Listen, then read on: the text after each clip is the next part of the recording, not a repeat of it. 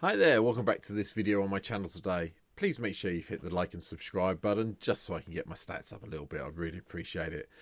So today's deck tech is going back a little bit. I'm leaving the Brothers War. The 3 videos previous to this one have been the Brothers War, and I decided I want to do something a little bit different. So I've jumped back a little bit in time to Commander Legends Battle for Baldur's Gate, and I realised, which is remiss of me, I've never done a deck where I have a background involved. Now, again, this is again inspired by something we were talking about in chat on stream the other day. And I went and picked the card up and I was like, oh, I don't need to pick it up. I've got it already. I've bought it. Okay. All right, what backgrounds have I got? Oh, I've got the background we're talking about. Excellent. So, I've built the deck based on those 2 cards, which I think is going to be a little bit of fun. So, the actual commander for the deck is Karlach, Fury of Avernus, 4 and a red for a 5/4 Tiefling Barbarian of all things, and it's got the ability of whenever you attack, if it's the first combat phase of the turn, untap all attacking creatures. Like that plan. They gain first strike, like that plan even more, and after this there's an additional combat phase. Yay! Get to attack more than once a turn. Nice, right, so. But obviously it's got the second ability, choose a background. And I decided I would have a background. And the background I picked is Veteran Soldier, 1 and a white for a Legendary Enchantment background. And it has commander creatures you own have, whenever this creature attacks a player, if no opponent has more life than that player, for each opponent, create a 1/1 white soldier creature token that's tapped and attacking that opponent. Yeah, get some more tokens in play, get some more creatures going. I thought this would be quite good fun. Now, we did have a whole conversation on the stream about having the background Flaming Fist, but Flaming Fist just means you get a double strike on your commander. Yeah, no, it's just not there. I like the idea of having more tokens in play, hence why I changed it and went Veteran Soldier. That's what it's there for, so what I'm going to do now is go through the deck, and this is it. As you can imagine, it's got a lot of lands that produce red and white mana in it, unsurprisingly. What I will say about this deck as we go through it, there are some cards in it that are ridiculously expensive monetary-wise at the moment. If I come across one, I'll just, if you're building in real life, you might want to think about replacing. I'm hoping most of them people have got. But one of the ones that is in this deck that is really expensive still is Scrubland. No, Plateau, sorry. Not Scrubland, wrong one. I own Plateau on MTGO. It's reasonably cheap on MTGO. In real life, I think it's kicking around 800 quid at the moment. $800, I should say. Quids are pounds if you don't know, because I'm English. Hence why I have one on MTGO, because I think it works out about 3.5 tickets when I picked this up. So it's, if you look at the deck list down below, you'll see the monetary value appear and you'll probably panic, ignore it. There's a few cards you can take out, which makes it a little bit more bearable as we go through it. Okay, I'll try and remember to point them out, but yeah, you know how it works on MTGO. Click the one that says tabletop and it'll give you all the monetary values there, so bear that in mind. But anyway, yeah, loads of red white lands, Temple of the False Gods in, Reliquary Towers in case things get bounced back to our hand. I have gone with Field of the Dead and Fabled Passage just so we can get some more creatures into play, because we want creatures to be able to attack with.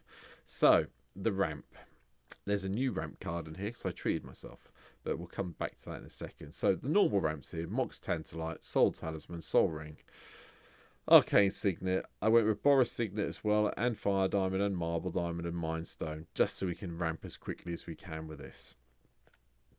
The new bit of ramp, oh, and Solemn Sims in here as well, just so we're clear. But the new bit of ramp I've picked up is a Jeweled Lotus. This variation on MTGO is quite cheap. The other variation that isn't full art is a lot more expensive for some reason on MTGO, and in real life there's about $110 at the moment, so pushing 90 quid if you're in the UK, in good old Great Britain where I am. But I've decided to include it in here because I really want to get Karlach out as quickly as possible, and this is one of the easiest ways in the world to get it out quickly. Yes, you can only spend a mana to cast your commander. Yes, it doesn't do anything apart from that, but you want to get Karlach out as quickly as you can to start getting those extra combat steps and get going with the attacking, hence why it's here.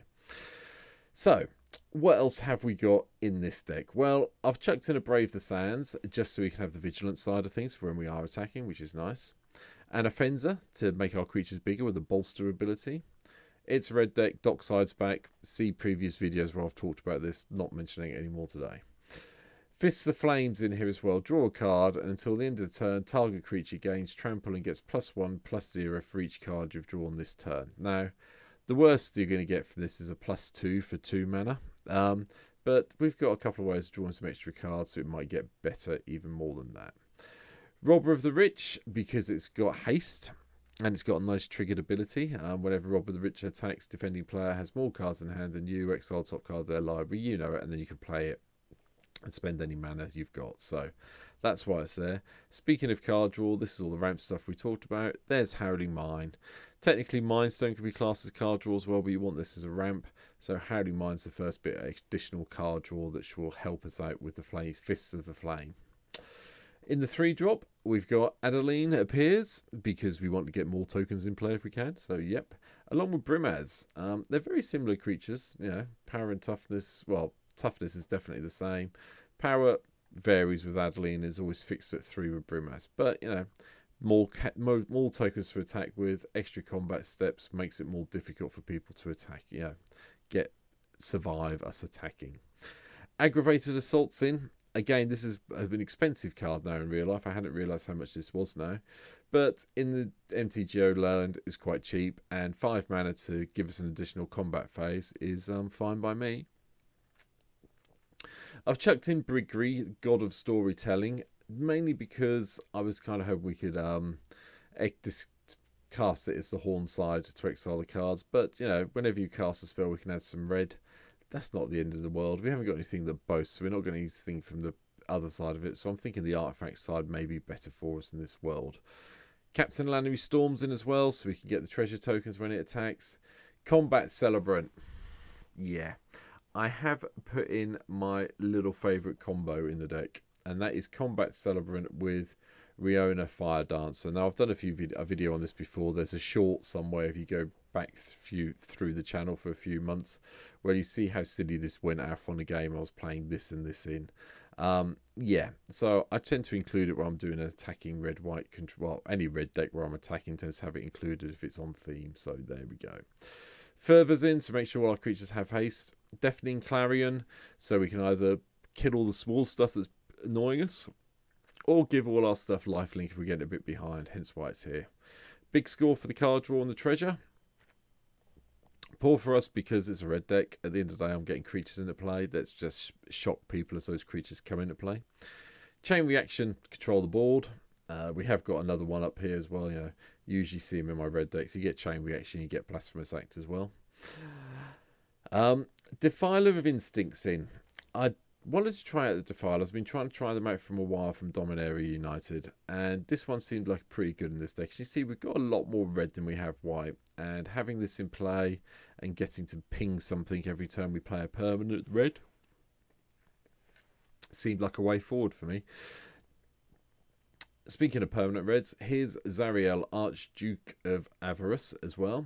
I'm guessing this is who Karlach works for. I haven't read the storyline, so I don't know. But, you know, 0 for a devil, or +1 to give all our creatures +1 and haste until the end turns really nice. And, you know, if we can get the -6 off and we get those additional combat steps, yes, please, thank you very much. That's what we're trying to do.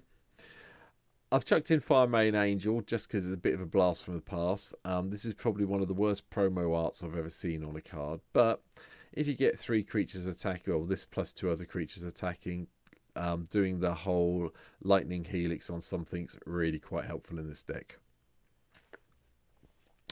Avernus, God of Victory, is also in, just so we can do the menace side of it. And, you know, when we are attacking, it means anyone who blocks us, our creatures aren't dying, because, you know, prevent all damage that we dealt to attacking creatures we control. Ryu, Storm's Edge, purely because we can attack with this alone in the first attempt and then have another attack phase, maybe. I don't know, but, you know, it might be this is the only creature we have in play, so getting it for 6 every so often is not the worst plan. Showdown of the Skulls, just so we can do the whole exile thing and get those extra cards played. Chucking some +1/+1 counters around for the next couple of turns is quite nice as well. yeah, I'm not going to say much about Winota. I like Winota. This seems like a reasonable deck to try out in a game. So we'll just skip on this because I know people hate it. Outlaw's Merriment, just for a bit of a laugh with the tokens it gets coming to play and a bit of randomization. So why not? Torri Devant, Fury Rider. Other attacking creatures you control get +1/+1. And other red creatures get trampled. White creatures get to untap. So yeah, we like that plan. Blade Historian, give all our attacking creatures double strike is even nicer. Fond of Mythos is here just so we can draw some extra cards. Solemn Sim, one of my ramps. Cathar's Crusade enters the battlefield. When a creature enters the battlefield when this play, +1/+1 counters, makes all our creatures bigger, which is nice. Defiler of the Faith, just again, the white version of the red one. You pay 2 life instead of a white mana symbol, but whenever you cast a white permanent spell, you get another soldier token. So yeah, thank you very much. Doomscar for a bit more control. Oh, sorry. Oh, I'm recording this when I'm a bit tired, so apologies for that yawn in the middle of the video. Porphyros, bronze blooded. Other creatures you control have haste, so it's a bit of a further thing. And, you know, we can do the other bit where we pay 3, put a red creature card or artifact creature card from our hand onto the battlefield and then sack it if we need to. But it's more about the haste side of things. And eventually we'll get enough permanents in play that this is a 7/6 that's really hard for our opponents to deal with. Berserker's Onslaught, a way of giving all our creatures double strike. Riona I've talked about. Savage Beating is a new one on me. I completely forgot this card existed from back in the day in Darksteel. Cast this spell only during your turn and only during combat, and you get to choose one. You can untap all the creatures for an extra a combat step and give them double strike.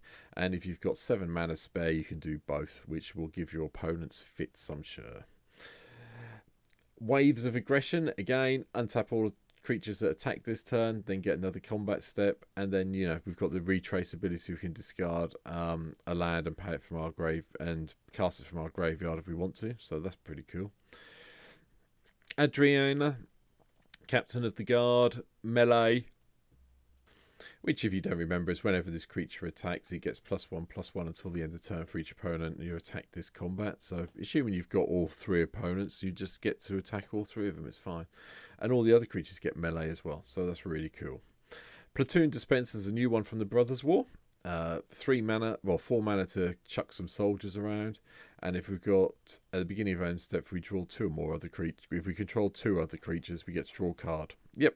The Unearth's alright for 4 mana, so we'll go with that. Sun Titan, because, you know, we've got a lot of 3-drops that could get killed off.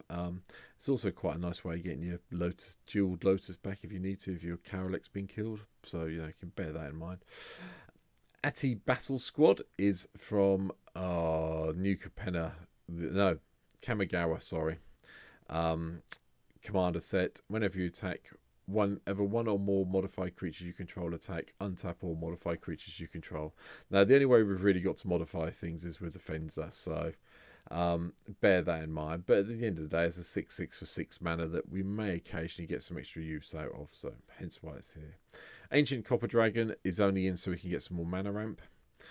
Hellkite Charger does give us an extra untap step if we've got 7 mana kicking around, so that's cool. Inferno Titan, lightning bolt something again.